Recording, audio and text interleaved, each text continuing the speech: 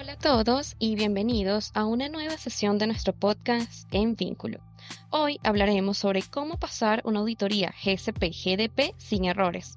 Y para ello nos acompañan dos expertos en el tema, que son Claudia Velasco y Raúl Quevedo. Muchas gracias, Kini. Bueno, bienvenidos, agradecida de toda la comunidad En Vínculo que se conecta hoy con nosotros.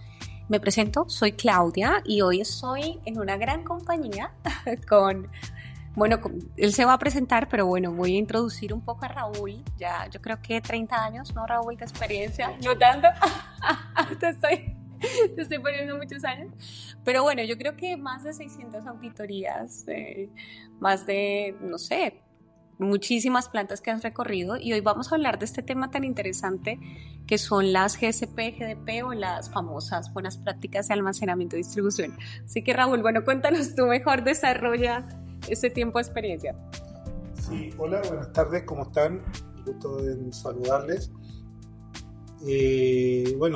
Soy Raúl Quevedo, profesional, ingeniero industrial, con experiencia, podríamos decir, principalmente en mi trabajo en temas de calidad, auditorías y también temas de ingeniería. Y el tema de hoy es bastante entretenido, la GCP y la GDP como buenas prácticas de almacenamiento y buenas prácticas de distribución, para poder comentar y argumentar algunos temas típicos que se presentan en estos procesos de certificación o tratar a veces de certificarse y no morir en el intento muchas veces, porque hace que siempre las droguerías o los centros de distribución sea un proceso estresante, y la idea nuestra es compartir nuestra experiencia para poder que ustedes eviten esos problemas y ya están un poquito más tranquilos y seguros realmente de las condiciones o los aspectos que deben cumplir en el sistema de calidad.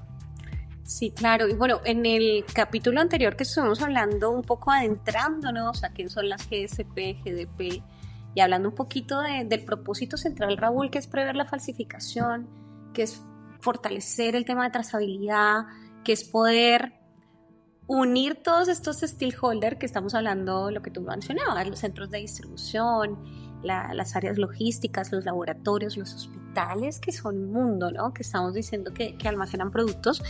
Lo interesante sería, ¿cuáles son los errores más comunes? De eso se trata este episodio, o sea, ¿en dónde fallamos las compañías cuando queremos cumplir estas normativas? Y bueno, cuéntanos dónde están y bueno, ¿cómo se prepara una empresa cuando va a ir Raúl Quevedo a auditarlos? O sea, ¿tú qué les pides? Cuéntanos toda esa experiencia desde cero y de ahí empecemos a introducirnos en esos errores comunes. Bueno, principalmente en las droguerías a nivel latinoamericano. En Chile se le dice droguería por el decreto que el ISP estableció ya por el año 2014, 2010, tentativamente, y zonas de almacenes para las compañías de parte de América Latina.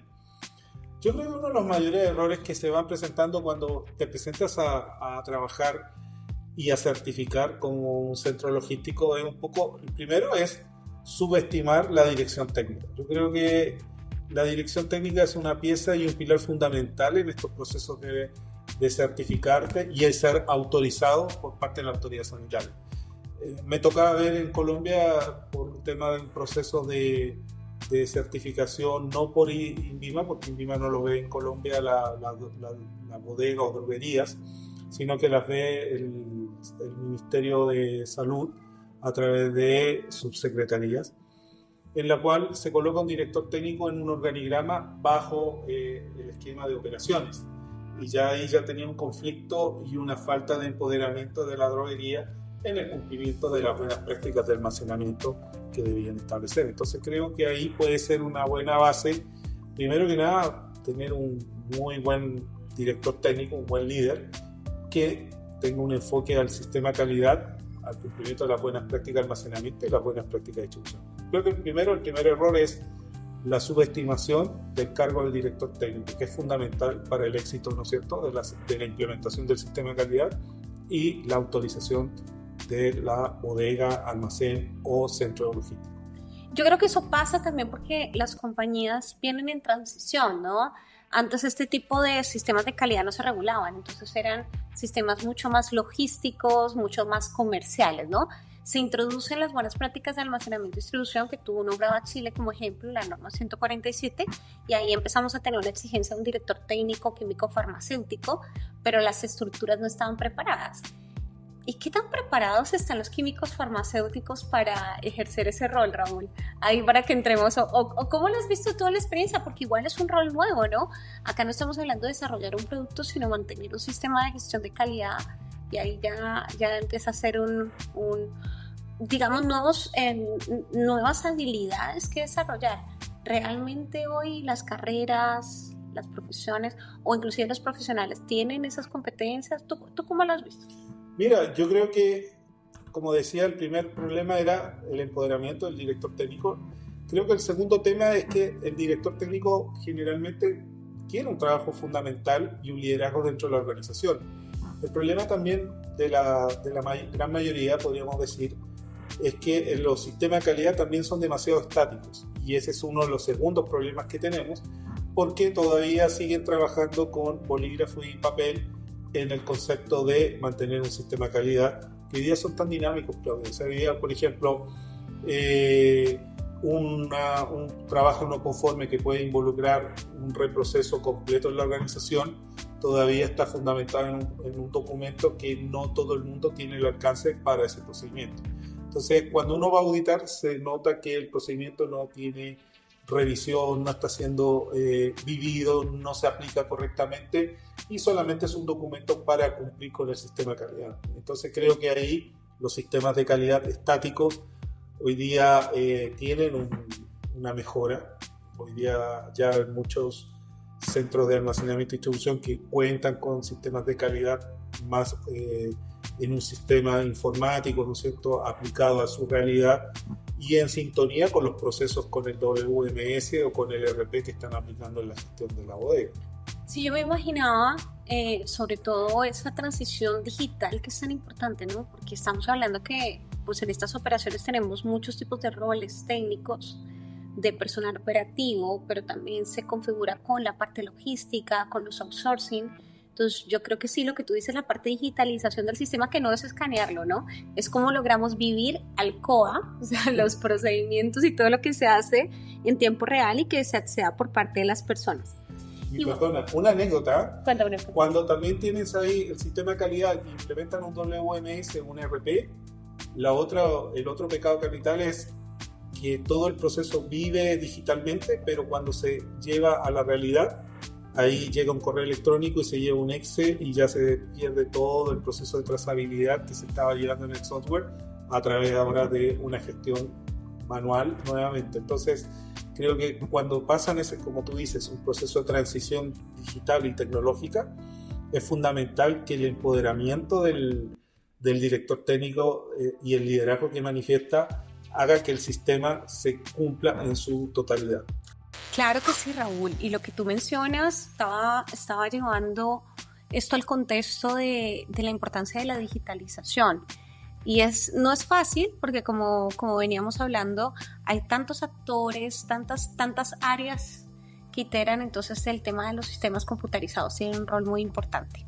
Bueno, ¿y qué más? ¿Qué más temas tú ves de pecados capitales? Y ya pronto nos vas a contar esos tips. ¿Qué es lo que Raúl ve cuando va a auditar? ¿Qué es lo que espera un auditor GSP, GDP en las organizaciones? Yo creo que también uno de los grandes temas que existen es que las auditorías tienen a veces un foco muy fundamentado en el procedimiento, más no hacen, como dice, recorrer la planta, conocer la planta y conocer los aspectos globales de la capacidad de la infraestructura. Entonces, a veces el director técnico, por ejemplo, no sabe qué sistema de climatización tiene, si tiene su sistema de respaldo de energía auxiliar, aspectos de control de temperatura y humedad lo maneja un poco más porque le toca el día a día, ¿no es cierto?, estar monitoreando las condiciones ambientales. Pero el sistema de energía auxiliar nunca se desafía, le pueden hacer un mantenimiento y si existe o existe operativamente para los sistemas de apoyo crítico. Creo que ahí hay una debilidad, ¿no? El tema de higiene, la calidad de los pisos, de los racks, ¿no es cierto? El tema de los vectores, las plagas. Son aspectos importantes que el director técnico tiene que recorrer, conocer su área de trabajo y obviamente tiene que tenerla bastante arraigada al análisis de riesgo que tiene focalizado. Ese creo que también es un tema. Y el último tema es la subcontratación o las actividades por contrato que piden las buenas prácticas de almacenamiento. ¿Por qué? Porque principalmente ahí es donde está la cajita negra del proceso. Yo contrato a una empresa externa que va a ser la empresa de transporte y esa empresa externa me tiene que llevar mi producto a un punto A, a un punto B. ¿Qué pasa entre medio? ¿Qué pasa en la ruta que pueda originar?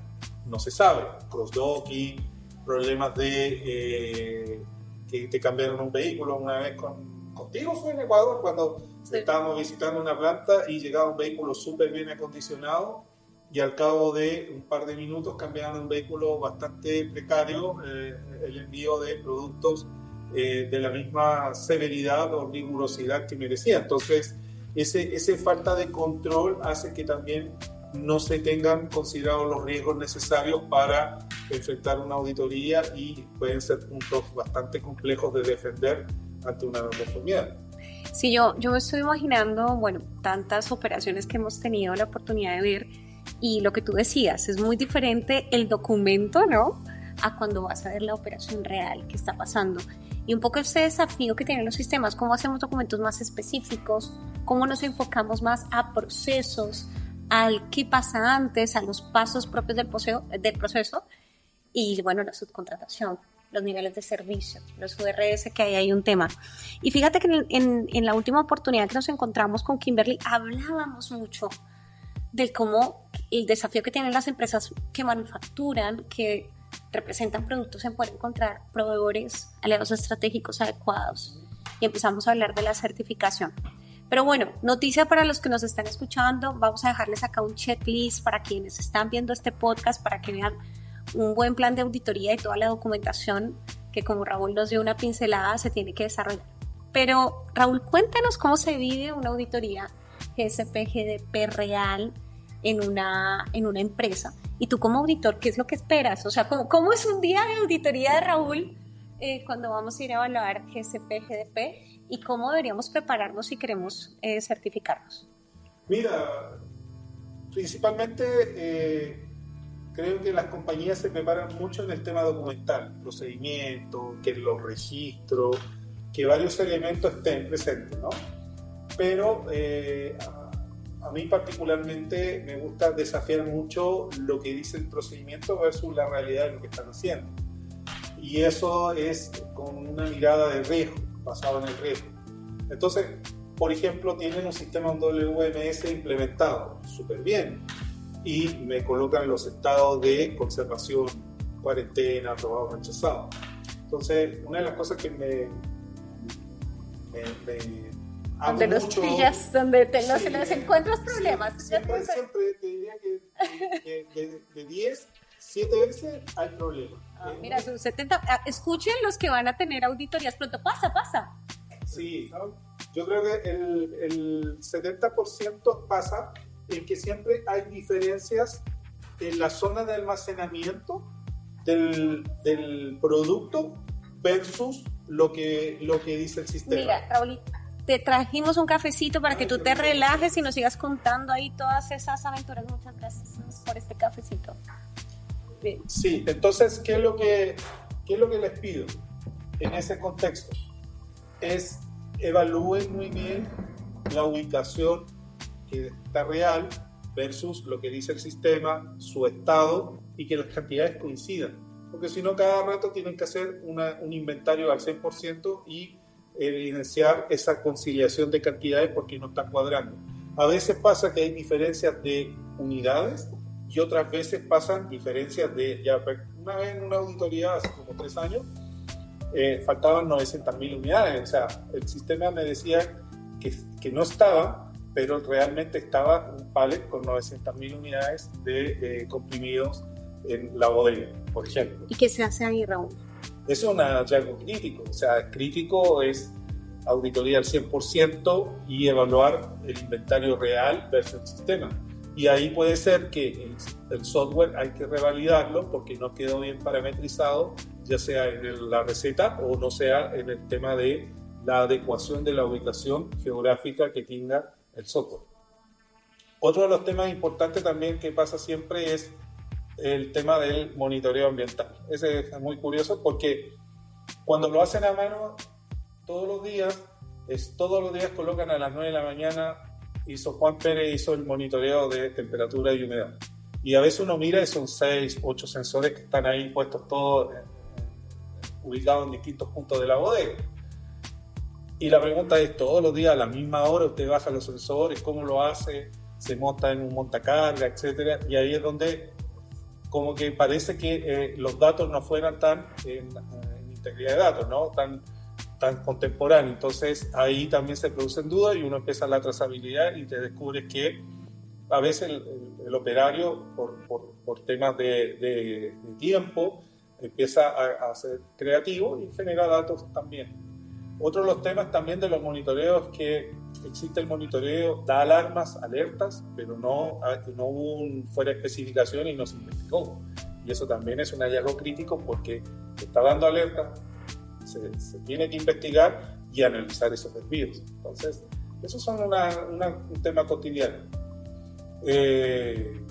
Otra cosa también, no sé, la bodega es que existan productos no en buenas condiciones y estén almacenados ahí, con golpes, con baduras, los sellos un poco gastados también. O la típica falta es que en los pisos inferiores exista almacenamiento de distintos tipos de productos y lotes en una misma ubicación, y eso es un riesgo de mix-up o mezcla de materiales, que lo que hay que hacer es dividir las zonas para dejar bien claro, si la ubicación quiere almacenar 4 productos, divida ese pequeño trozo del pallet en 4 partes simétricas y ahí define la zona de almacenamiento. Entonces son temas que son detalles que se van devengando un poco los problemas, ¿no? O que el área de controlado no tenga el candado, la llave que debe tener y solamente el director técnico la maneja, o la bodega de rechazo que no esté debidamente organizada.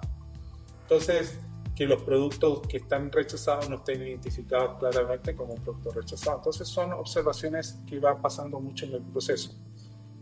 Hay otros temas más mayores, como podríamos decir, el diseño de la bodega tampoco es muy adecuado, entonces es muy menor. Eso, el problema es cuando el baño delimita directamente a la zona de almacenamiento. Los baños, los vestidores, la zona de comidas, o a veces instalan una maquinita de pedido de máquinas de dulce, cosas así, y están muy limitantes con la zona de almacenamiento. Entonces ahí se coloca ahí un hallazgo mayor porque ahí existe un riesgo y se podría mejorar. Muchos tips. Y bueno, Raúl, tú que haces auditorías y bueno, yo admiro mucho a los auditores porque creo que tienes que tener la capacidad de ser imparcial, tener mucha inteligencia emocional, mucha capacidad de escucha. Pero acá, confiésanos, ¿qué es lo que para ti no se puede decir en una auditoría de almacenamiento y distribución o en general cuando vamos a recibir un auditor regulatorio? ¿Qué es lo que esperas que no se diga y qué es lo que esperas que no pase? Y también positivamente, ¿qué es para ti, cuál ha sido una gran experiencia de auditoría que te haya marcado? Así que... Mira, volviendo un poco al tema de la transparencia, todos recuerdan el 25 de febrero, que fue una fecha bastante especial en Chile, un corte de energía entre las 3 de la tarde hasta las 11 de la noche. Y me tocó de repente auditar un laboratorio en el cual se cortó la energía y el sistema de energía no auxiliar no funcionó correctamente, pero esos desvíos no quedaron escritos. Entonces como que se estableció que había sido un día normal y no pasó nada.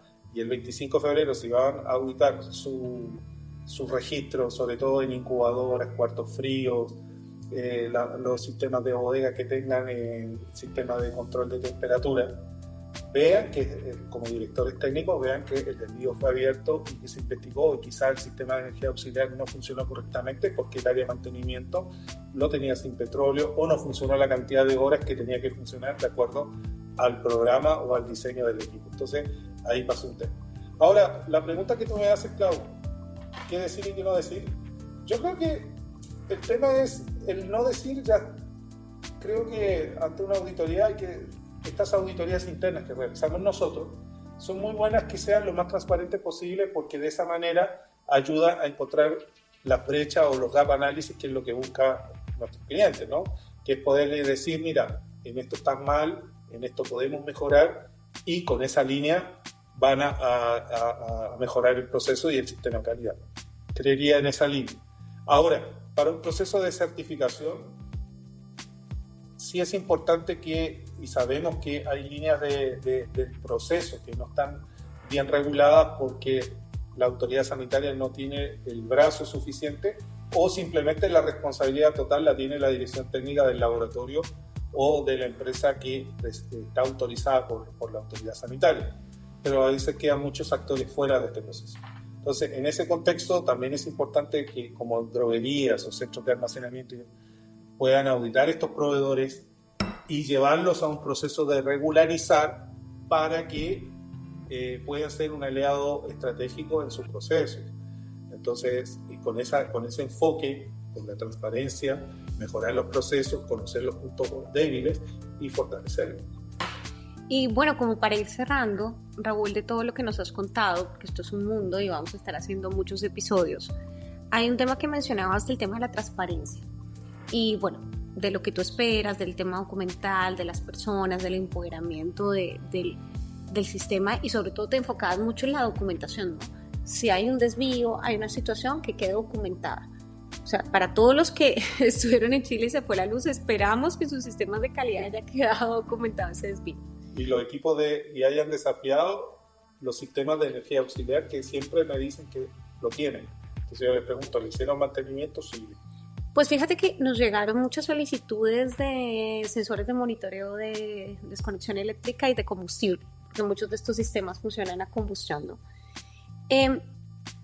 Hablamos de capas, hablamos de la documentación, hablamos de los seguimientos de evidencia, y para ir cerrando, ¿cuáles serían las recomendaciones que tú realizarías para las empresas que hoy pertenecen a las cadenas de suministro, ¿no?